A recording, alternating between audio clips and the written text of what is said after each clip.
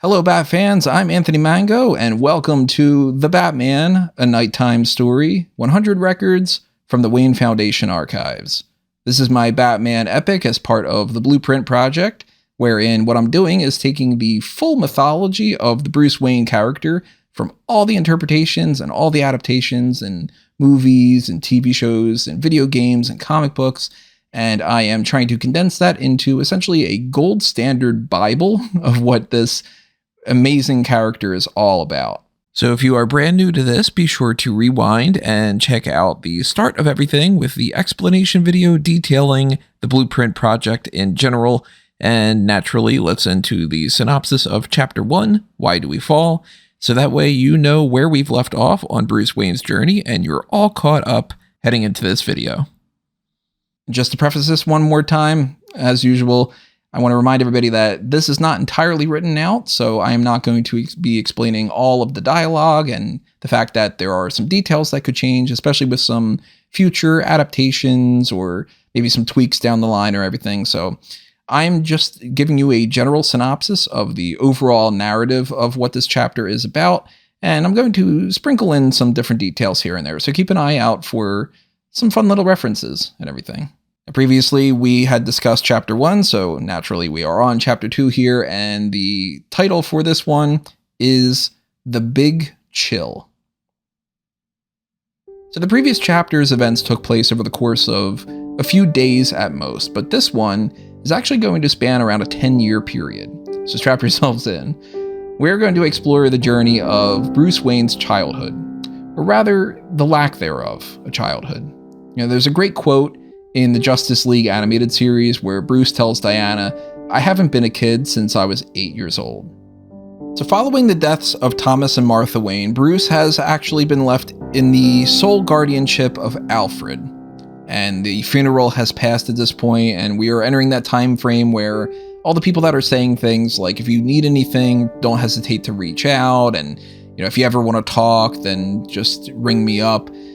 Those things don't really matter, and they don't really help in the grand scheme of things anyway, but those things are also starting to pass by. And Bruce is understandably not himself. He's pretty much never going to be the kid that he used to be. And Alfred is trying to do his best, but he's never really been equipped to be a father, not even of his own daughter, actually. So side note, Alfred, aka Thaddeus Crane, an alias that he used to go by, aka the Beagle, aka the Outsider, he is a former member of the British Secret Service, and as an MI5 agent, he traveled around quite a bit. He eventually met somebody named Mademoiselle Marie. And together they had a daughter named Julia, but they split, and eventually Julia was taken in by Jacques Remarque to the point that she is completely estranged from Alfred. They are not in any remote way a family.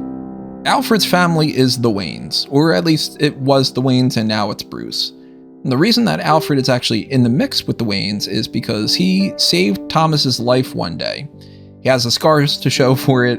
He almost lost the use of his legs. Now he actually has to use a cane every once in a while. He's got a little bit of a limp.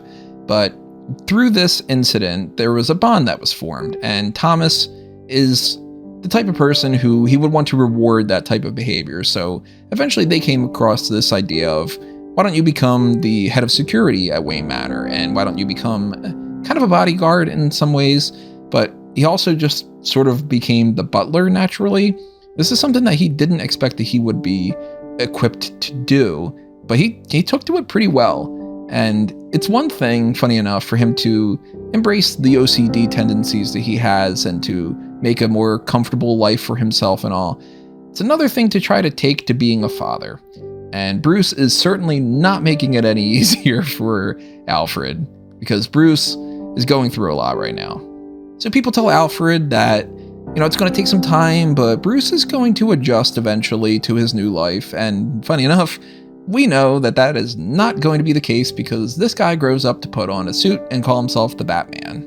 But the shrinks all get to him and they start labeling him with all the different things that they can. Bruce has chiroptophobia, fear of bats. We perfectly established that in the previous story.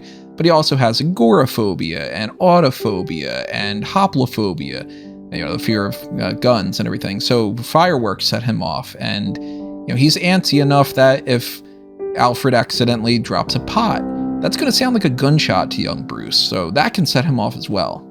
So all these PTSD elements and, the fear of abandonment and being alone and all these things, it's a lot for somebody like his primary healthcare physician, Dr. Leslie Tompkins. It's a lot for her to try to handle, and she and nobody else really can actually help Bruce in any way. So instead, what he tries to do to cope for this in the ways that he can understand is to essentially just obsess about everything else. Practically anything that he can focus on other than his parents is a breath of fresh air. The more that he thinks about his parents, the more pain that he feels. So if he can focus hyper intensively on something else, then when he closes his eyes, he's not going to see his parents' dead bodies when he's trying to go to sleep at night. So this has all led to a pretty crippling loneliness. And although Bruce does still technically have some connections to people like Silver St. Cloud and to Tommy Elliott, they're not really his friends anymore, because at this point, they're blissfully ignorant kids. To them, life moves on. Bruce is just not fun anymore. And in their minds, this is their friends' parents who died, not their parents. So they can't quite grasp what's going on, and they're not there to be there for Bruce in the same way that you would be if you were older and you could actually understand the situation a little bit better. Now, when it comes to their parents, they pity Bruce. And we see so many people show up with gifts, and they try to say things that are essentially suck it up and move on in nicer ways. Like, you're going to hear a lot of phrases like, hey, you're the man of the house now, or it'll get better, or time heals all wounds, and none of these things are comforting at all to Bruce. He is not the type of person that needs to be pandered to. He actually understands the situation pretty well. He is a rare statistic. His parents are gone. He's not going to get them back. He is living a life that very, very few kids, thankfully, ever have to imagine. And he was already living a weird life as it was. He's a child of privilege, and now he's got the opposite going on, where his parents were taken away from him. He is in a weird situation, and he understands that. He doesn't need people talking down to him. Bruce gets it. Bruce has been robbed of a normal life. And no matter how many business people like Mr. William Earl will go up to him and say things like, the future of the Wayne Foundation is in good hands, or, we're looking forward to you running Wayne Corp one day. None of that shit matters to him whatsoever, because he's a kid. He just wants his parents back, and he would give every dime of this fortune just to have them back for one day if he could. So while all the parents are looking down on Bruce and the kids just want to avoid hanging around him, the Wayne estate is also going through a bit of a depressive episode, because Thomas and Martha aren't around anymore to invite people to parties and to have another masquerade ball or anything along those lines. Instead, the Wayne grounds are ghostly quiet, and this is infinitely more depressing, and it just makes all these bad thoughts that Bruce has echo and echo louder and louder and louder as time goes on. So coupled with all these fears, Bruce is actually starting to become very bitter and very jaded, and he's starting to do some really unhealthy things just to occupy his mind. That includes holding his breath for as long as he possibly can until he passes out. That also includes holding his hand over an open flame and, seeing how long he can hold it there before the pain gets too much and he has to pull it back. Normally, he's able to do these where people aren't paying attention to him. But every once in a while, somebody, usually Alfred, will catch him doing this, and it's starting to really raise some alarms. Bruce could very well be suicidal. Now, he claims that he's just testing himself. But if you look into his eyes, there's not 100% truth there. But the thing about Bruce is, as we've established before, he is very, very smart. And not only does he have a photographic memory, he is really good at manipulation. He's also the type of kid that, if he wasn't off playing with the other kids like he was in the previous story, and he had to actually sit down and be forced to engage with the social elite, even as a little kid, he's able to have discussions about politics and these really serious matters that like a kindergartner should not be able to have, but people just write it off. They're like, it's kind of cute that he's talking about that. Nobody ever gives Bruce the credit that he deserves because he is much sharper than anybody's willing to admit. Now, on top of that, Bruce has never really had the best relationship with adults. I mean, before, things weren't as bad, but at this point in his life, there are really only 4 people that he tends to really respect in any way. Alfred, of course, is one of them. Leslie Tompkins is another one of them.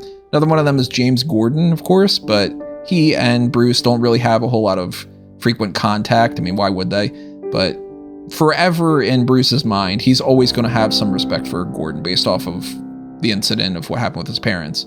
But there is this other guy, and the only person that works at Wayne Enterprises that Bruce actually kind of enjoys talking to, and that's Lucius Fox. Lucius is absolutely brilliant and massively overlooked. He should be way higher up on the food chain, but he can't really climb that ladder because to get to the higher parts of the hierarchy, you're going to have to play suck up. And he is somebody with a really strong moral character. And Bruce is somebody who he respects. I mean, Lucius knows that Bruce is eventually going to be his boss in the future, but on top of that, he just doesn't pander to Bruce. He doesn't speak to him like a little kid. So Bruce really appreciates that quite a bit. And Bruce can recognize how smart and how honorable Lucius is. So Bruce is almost always very closely guarded, and he puts up barriers and everything, but there's one time a year where he just gets too emotional to be able to put that barrier up. And that is on the anniversary of his parents' death. Every year, June 26th at 10:47 p.m., Bruce goes to Park Row.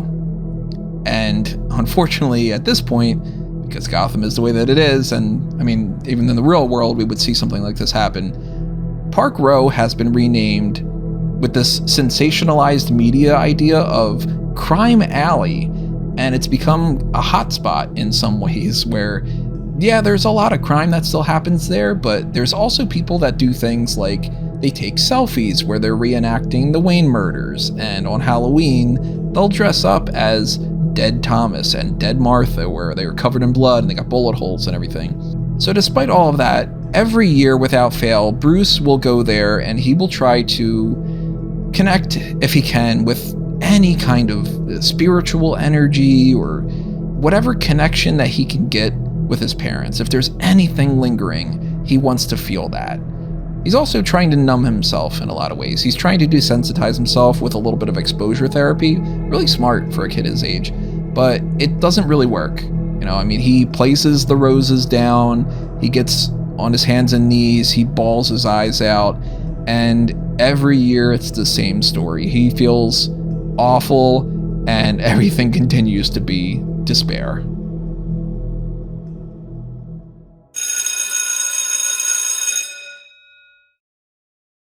So obviously Bruce is a kid, so let's talk about his school life, because he does need to go to school. He attends the prestigious Anders Preparatory Academy, where he is a bit of an oddball. And not in the sense that, you know, kids would pick on somebody like Riddler for being a nerd, or pick on the Penguin for having a big old schnoz or something. They don't go to the school, for anybody that's wondering. Bruce, though, is more so seen as wasted potential in a lot of ways.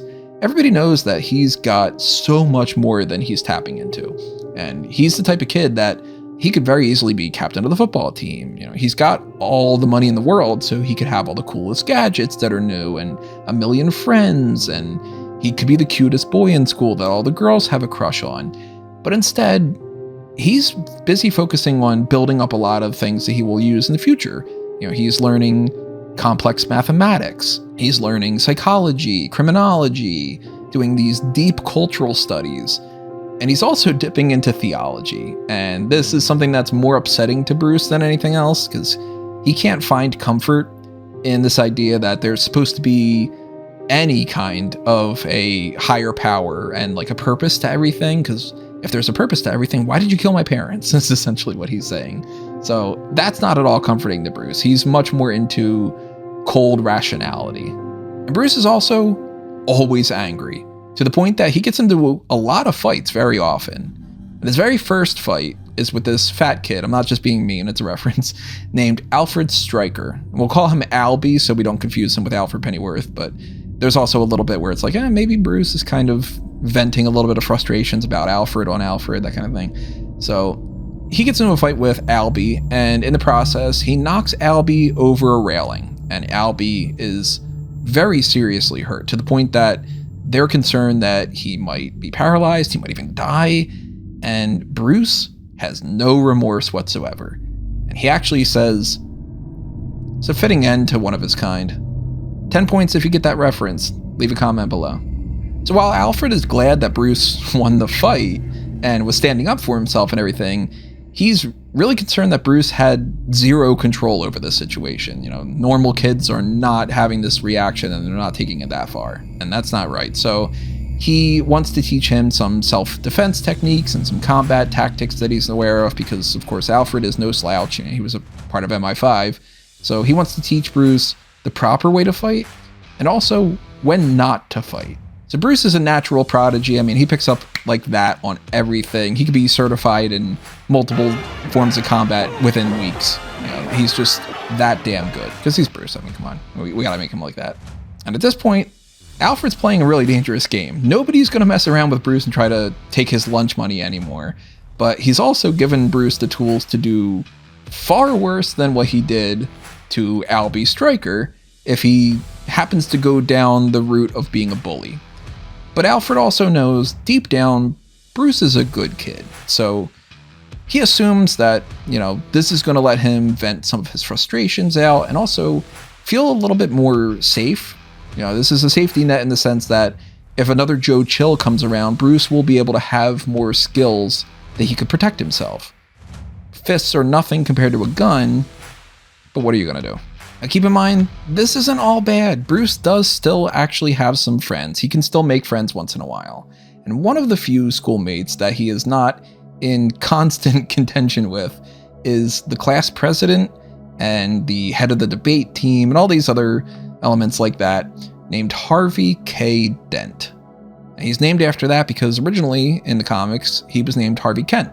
So you're going to see a lot of little things like that throughout the Blueprint Project where I'm just incorporating things here. You're not even getting a taste of it when it comes to these synopses. And I mean, they click very quickly and they become really, really close friends to the point that they are best friends. They even actually nickname one of their teachers. His name is Manfred Wicker. They call him Mr. Whisper because they keep getting in trouble for talking too much in class and he doesn't want them to talk as much, so he wants them to whisper and everything. And this is actually one of the first instances of Bruce giving like a gimmicky nickname to one of his enemies. It's not really an enemy like the Joker, but it's still nonetheless, it's one of those early elements of that. Speaking of gimmicky nicknames and future villains, Harvey is the type of person who, if you have him on a good day, he can be a really good influence on Bruce. You know, he could be telling him about how life is worth living and that they can talk about all their idealistic ways that they want to improve the world and how they're going to make Gotham a better place and everything. You know, life is something that you should have fun with and there's joy in every single moment. And then you can get Big Bad Harv. And that's the side of Harvey that can really egg on Bruce's recklessness and his irresponsibility more than anything else. But the thing about Bruce is that he is always in charge. You know, if he seems like he's getting egged on by Harvey, it's still Bruce that's making these bad decisions. And they're not too bad. I mean, he's not doing anything that he can really get in trouble with. You know, he's not truly committing any crimes, so he's not going to get charged with anything and arrested and all. But every so often, he has to put those manipulation skills to good test and talk his way out of getting in trouble. And once in a while, you know, he might have a little bit of a run-in with Gordon, and then Gordon's like, you know, you're becoming a little bit of a delinquent here. What the hell, man? But Bruce is always maintaining that he is teetering around that edge. He's not crossing the line in any way. It's going to be very much in the vigilante side of things. You know, he's not quite a criminal. He's not quite not a criminal, if you get my drift.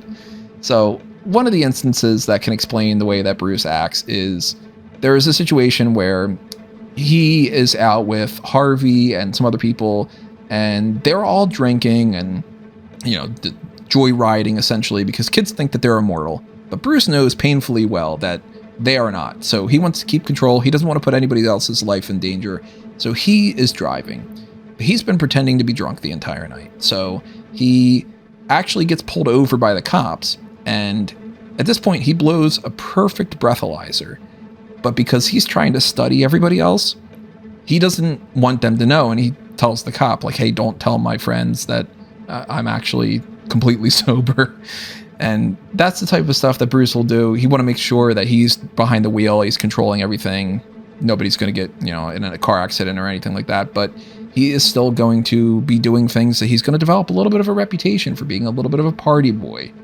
And he's also going to develop a reputation for being a player, funny enough. Bruce is getting involved with a lot of girls very early on. And some people call him out that he's not sticking to any of them and not actually dating anybody, not settling down with any girlfriends or anything. They think like, oh, does Bruce think that he's better than everybody else? And actually some people think that Bruce is better than everybody else, so they argue that for him, and then that kind of blows back on him. But the truth is, he just doesn't feel any connection to any of them. He's trying to fill this void in his life, and let's be honest, he's trying to calm the storm of puberty in the process as well. But there's people like one of his conquests is Dawn Golden, who is the incredibly shallow and stuck-up daughter of Alistair Golden, and there's no connection there whatsoever. But there is a romantic connection with Andrea Beaumont. Problem is, despite the fact that they work really, really well on paper, and he really likes her in a lot of ways, his intuition is telling him that something's off. The more that he looks into it, the more he sees she's got a little bit of an edge to her that he doesn't quite like. Now, one of Bruce's flaws that we're all well aware of is that he is one hell of a hypocrite. So he throws rocks in a glass house all the time. And why is he saying that this edge is too much for him? Well, it turns out that her parents are Carl and Victoria Beaumont, and they might have some criminal ties. So in Bruce's mind, the idea that he could be involved with any kind of criminal family, it's just not going to work for him.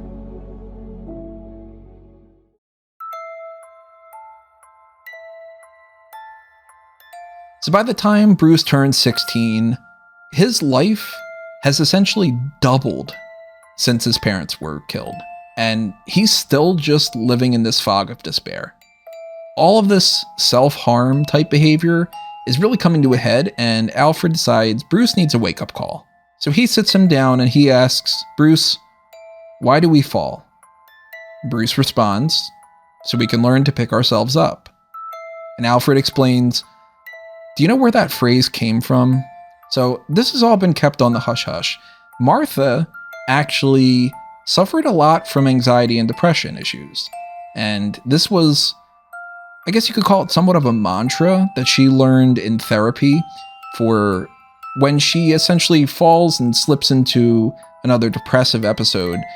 The idea is, why do we fall? So we can learn to pick ourselves up. We can learn from these experiences, and we can try to apply that in the future to not be triggered into falling into the same depressive episodes again. And everything got a lot worse for Martha when she became a teenager, so Bruce is at that time frame right now too, and also dealing with far worse than what Martha had going on. So Alfred is naturally very concerned that things are only going to get worse for Bruce. On top of that, Alfred says, Thomas and Martha were great people, and they did a lot of great things, but the number one best thing that they ever did was to give birth to Bruce.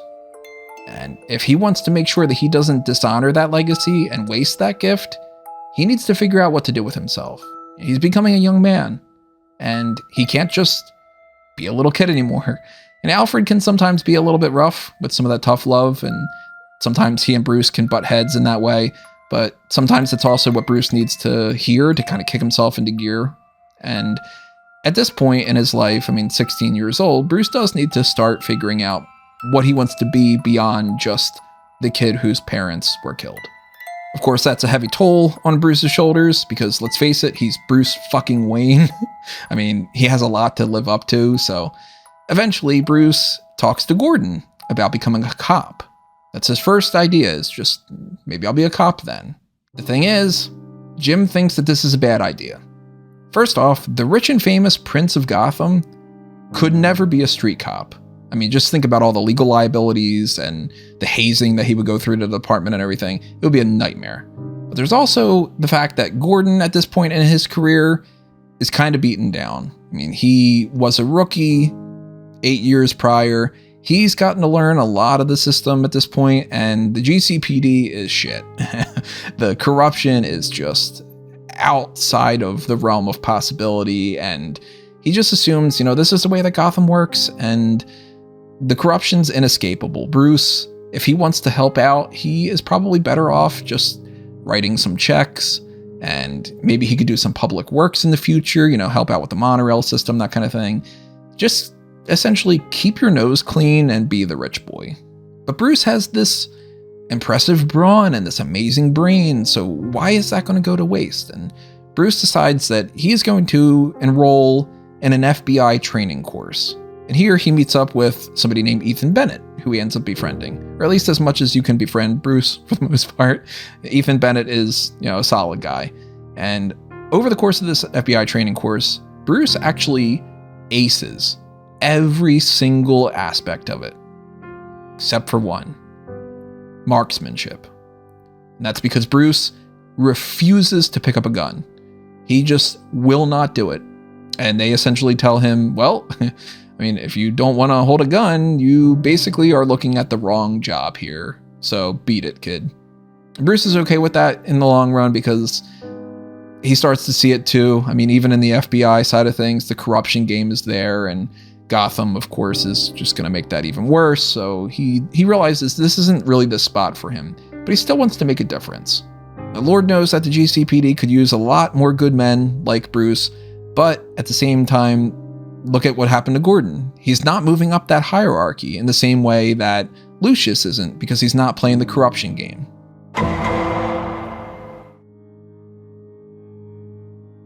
So while we're at it, let's talk about how crime is in Gotham right now. It's a hellhole. Everything is fair game at this point, even worse than what it was when Bruce was a little kid. No one has taken up the cause in honor of Thomas and Martha Wayne. After their passing, the other rich families, they just don't have the backbone to stand up to Falcone. Instead, they all just fall in line and they blind themselves to whatever is going on in Gotham. It's getting worse, but if they don't see it, then they can't do anything about it. Some of them are actually still so smug that they don't think it's getting worse because they just don't see it. Because, when you're rich, you can afford to not be in those bad situations. You're not living in the Narrows, for instance, but the rules don't apply to them quite the same. So if they want to turn a blind eye, then they can pretty easily do it. And there are others, though, that actually do see that, even the Waynes weren't immune to the crime in Gotham, but these people are cowards, so they refuse to get involved because they're just afraid, hey, if I do something, then I'm going to get snuffed out just like the Waynes, and I'm not going to do that. So I'm just going to put my blinders on as well and act like everything is okay. Some even become turncoats, and they actually start looking at situations like, well, maybe the Waynes had it coming to them. I never really liked them anyway. They're kind of pompous and all. And they kind of rationalize the idea that, no, this is the good way of things. Falcone's not that bad. You just hear some bad stories on the news and all. The problem with those people like the Waynes is that they think that they're better than everybody else, and look at them now. They're dead. Meanwhile, Falcone has continued to merge as many different crime families as he can. This is a long process because there's a lot of different crime families in Gotham, but he's chipping away at it pretty well. At this point, the intimidation factor of taking out the Waynes is something that is weighing heavily on a lot of people. It's a lot easier to get them to go and follow what Falcone's orders are, because the more power that he gets, then the more power that he's able to get afterward, and it kind of all snowballs at that point. But it's not just the Cosa Nostra. We got lots of different gangs, and they all have their little sectors and all, but it turns out that Falcone is basically kind of seen as like a figurehead to all the crime. Even if they don't realize it, everybody is sort of paying their way up to Falcone. They might be completely unrelated, they might hate Falcone, but there's a certain pecking order that's going around here. Funny enough, actually the crime in Gotham has a better system to it than the law enforcement does. There's actually quite a bit of cooperation, except for when there isn't. And when innocent people die during random hit jobs and all, you're not going to be able to get anything good from Commissioner Peter Pauling because he's just another corrupt puppet. So now Bruce is 18, and we are at the 10-year anniversary of Joe Chill's sentencing, and he's up for parole. Now, over the years, Chill has maintained a certain level of innocence when it comes to at least the story that always goes around about him. He has said from the very start, this was not a hit job. He is somebody who was hungry and down on his luck, and he just wanted some money. He's a mugger, that things went wrong, he made a mistake, and yes, he fully admits he killed the Waynes, and he wishes he could take that back. But no matter what he says, and no matter what Falcone says too, everybody just assumes that this was still a hit job. So they always judge him as if that was the case. And he's always looked at not as this down on his luck type of guy that, accidentally ended up killing the most famous people in the entire town, but somebody who is a cold and calculating murderer. And he doesn't see himself that way. Now, Bruce, of course, also agrees with the public. This is absolute bullshit. He's lying and everything. But Bruce also, on top of that, thinks that the idea of a parole is absolutely absurd. So over the years, Chill has actually been trying to build a case for himself. And he's been learning a lot about Falcone through different cellmates and prison chatter and everything. And through the process of this, he's become privy to a lot of information that Falcone doesn't want people to know. So Harvey at this point, who is doing very well on his track to a promising career in law and politics, has some pretty heavy news to give to Bruce. He's heard through the grapevine that Chill is actually going to testify against Falcone. And it's actually a pretty brilliant strategy, he has to admit. They're essentially using him as a small bait to catch a big fish. But of course, Bruce is having none of this. How can a guy like that potentially cut a deal and walk the streets of Gotham as if he's done nothing wrong whatsoever, when his parents, two patron saints of this city that were only ever trying to help, happened to walk down the wrong street and now they're rotting at a tomb on the Wayne estate grounds? That's absolutely fucking ridiculous. And you know what, Harvey? Maybe it's about time that somebody shot Joe Chill and ended this for good and took him out of the equation. And that's when Bruce realizes it. He has finally said it out loud. He wants to kill Joe Chill. He's confided in Harvey something that he's thought about here and there, but he's never actually vocalized. And now there's a lot more weight to it. It also just happens to be one of those days where Bruce is talking to Big Bad Harv.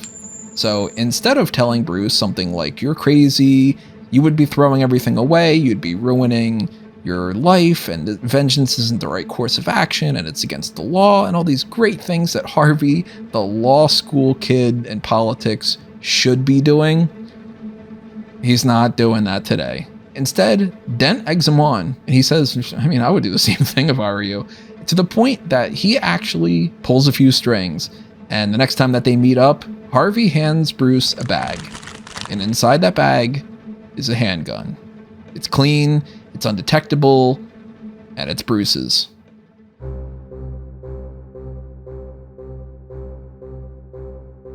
Chill is scheduled for a public hearing, and Gordon is invited there as the arresting officer, and he says this is a massive security mistake and a huge risk.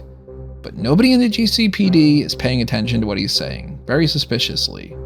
Bruce is also invited because of his close ties to the sentencing of Joe Chill to begin with. And there's this big gathering of reporters that are all huddled around, and all these bystanders that want to get a glimpse of the situation, because this is a big affair at the courthouse in a way that normally isn't the case. Even when it comes to, obviously, like parking tickets and everything, it's no big deal, but Gotham is such a bad place that the casual murder doesn't get much attention, but this is the Waynes, so it's glitzy and glamorous, and people are dressing up to go to see this, which is really pathetic, but that's the way that people are, so you have a huge crowd popping up for this. One of the few people that is actually not into the glitz and glamour of the whole situation is naturally Bruce.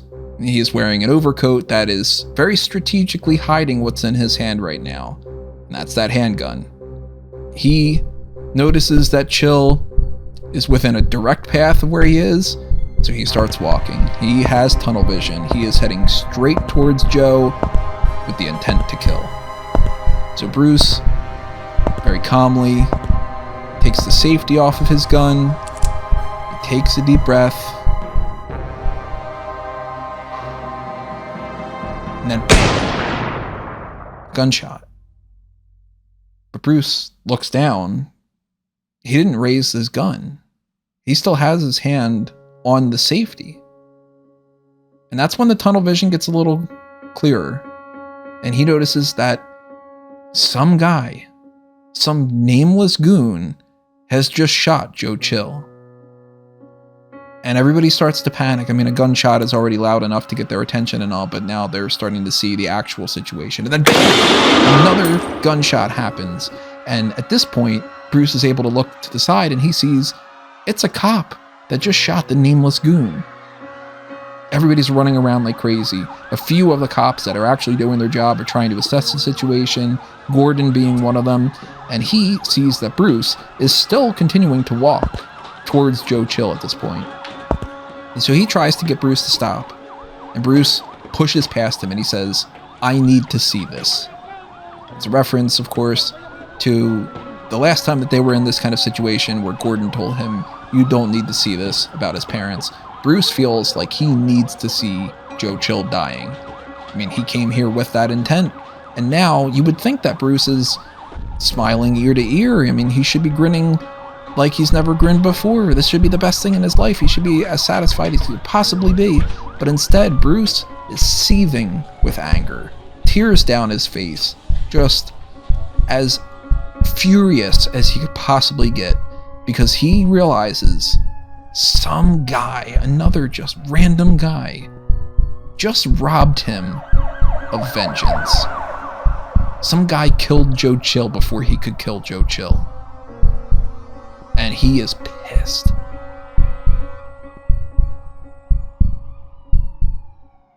So Bruce is sitting there and he's even contemplating the idea of finishing him off. You know, maybe he shoots Joe anyway and he just makes sure that the job is done. But in the process of pushing through all these people, Bruce notices something that really upsets him. And if you're going to call anything the big chill of this is what it is. He notices that he almost knocked over a little boy. And this little boy is Joe Chill Jr., Joe Chill's son. 10 years old. He was an infant when Thomas and Martha were shot. At this point, Junior has grown up with his father in prison his entire life. And now, he's about to see him die in front of him. Bruce can't help but to think, this situation was all about him, wasn't it? I mean, everybody came out for the spectacle of the Wayne family murder and the Joe Chill sentencing and everything, but for somebody like Joe Chill Jr., the situation is basically the same as what happened with Bruce. And this sickens Bruce because he thinks, I was almost directly responsible for copying the exact same thing that happened to me. I almost took away this kid's father right in front of him. And for what? Because I'm a coward? That I would just walk up to somebody defenselessly and shoot them? He would have just stained the Wayne family legacy forever. He would have thrown away everything that Thomas and Martha and Alfred and Leslie and Gordon had done for all these years to try to turn Bruce into somebody that is not at all what Gotham wants him to be. You know, how selfish can Bruce get to take somebody's life like that? No matter what is going on, no matter how hurt Bruce has been feeling for all these years, he does not have the right to kill someone. So he panics and he runs off in the distance. And here's where we get Bruce as the narrator coming in again, saying that at the time, he didn't know where he was running off to, but all he knew was that he needed to get the hell out of Gotham. So he tosses Harvey's gun into the river, and he has a tendency every once in a while to have a sort of sick sense of humor that he doesn't even realize he's making a joke, but he says, you know, it's one of those situations where this is probably the only time that a gun has been thrown into this river, and it actually didn't end up killing anybody. I mean, there are countless weapons in this river, and bodies float up all the time, but he thankfully did not make that mistake that day, and he wanted to make sure that he never actually would make that mistake. So Bruce stows away on the shipping docks, and he sets sail off to wherever. Meanwhile, Chill actually didn't die, funny enough. He got really lucky. You know, if this nameless goon that Falcone had hired was just an inch to the side, then he'd be dead. but he's actually able to recover, albeit with some physical and mental and emotional trauma, as well as a clear message. If you try to take down Falcone is going to send somebody to take you down before you can open up your mouth. And in the process, maybe your ex-wife and maybe your son are going to get caught in the crossfire. So Chill has moved into some better protection in the prison system. He's not going to get witness protection or anything along those lines, but he can't be around the general populace because he is very clearly just going to get shanked at any moment. Instead, he is going to rot in prison for the rest of his life. And he is fully intimidated at this point. He knows he needs to keep his mouth shut. By the way, the official investigation of this whole thing turned up absolutely nothing, because of course it did, because that's Gotham. Typical fucking Gotham, right? This whole entire fiasco, it was a setup from the very beginning. Everybody that had any kind of pull was in on it. This was a public hearing specifically so that goon that Falcone hired could get to Joe Chill.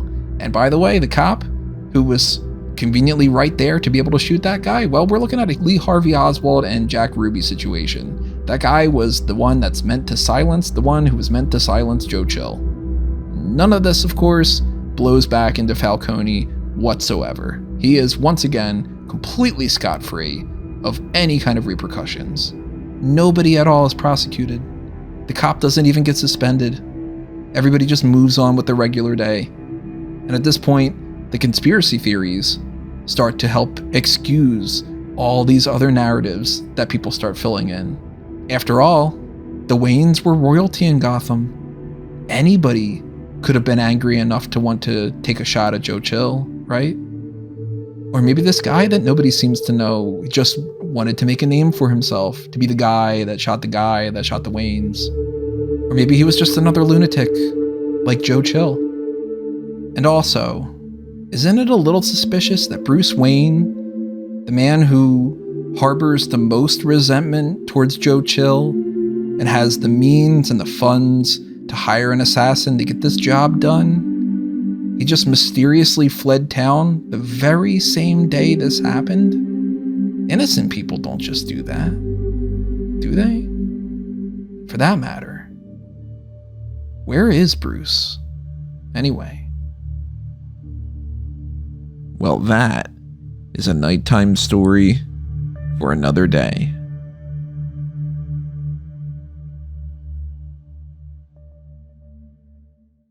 So I want to thank you all for tuning in to Chapter 2, The Big Chill.